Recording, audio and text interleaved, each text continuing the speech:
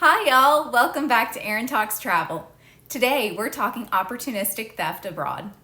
Standard disclaimer, the information provided in this video is meant for educational and informational purposes only, and any views or opinions shared therein are personal, should not be construed as legal, medical, or financial advice. Now today's conversation is hardly exhaustive. There are as many different strategies as there are crimes out there to be avoided. I'll be sure to do more videos on various practical tips for different scenarios in the future, but today we're going to look at the big picture. What is opportunistic crime? Why does it happen to foreigners? How can we use situational awareness to minimize our risk while traveling abroad? Opportunistic crime occurs worldwide. The most prevalent of these is opportunistic theft.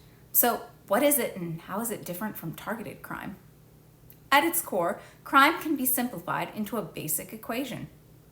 Crime equals desire plus ability plus opportunity. Pretty simple, right? Generally speaking, for opportunistic theft, the desire is accumulation or wealth.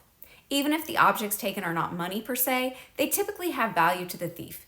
Enough so that their risk calculus finds that the potential gain to be had is worth the potential consequence of being caught engaging in an illicit act. The key thing we can do is focus on what efforts we can undertake to try to unbalance the equation so that the math just ain't mathing, as they say. Or at least that we have made ourselves undesirable enough so as to remove ourselves from the equation. That's right. We can't necessarily do anything about the thief's ability, though we certainly can raise our guard to make it harder for them, thereby disrupting the opportunity or effectively raising the opportunity cost and making it not worthwhile to pursue us as a target. We can make ourselves less desirable in this way as well as by minimizing public displays of wealth or any objects that may be attractive to a thief.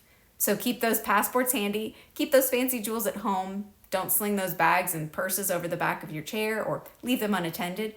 And if you're on your phone, make sure you're paying just as much attention to it as your surroundings. Which brings us back to the opportunity portion of the equation. By engaging in situational awareness and being cognizant of one's surroundings and belongings while out and about, especially in places where thieves frequently target tourists and travelers, such as on public transportation or at popular tourist sites, we are minimizing the chance that criminals will have the opportunity to act. Likewise, if we take steps to actively minimize what we carry on our person, perhaps by carrying a mugger's wallet that can be a decoy or throwaway wallet containing just a few dollars in it to satisfy anyone helping themselves to a 5-finger discount, as well as separate our cards, cash, and forms of identification, we can minimize the risk of loss if we do find ourselves victims of pickpockets. Thanks for listening. Hopefully the information presented in this video was helpful for you or your travelers. If you like this video and want more travel content, feel free to subscribe to the channel.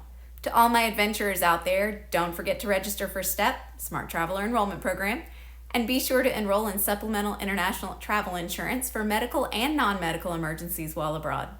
Until next time, safe travels, y'all.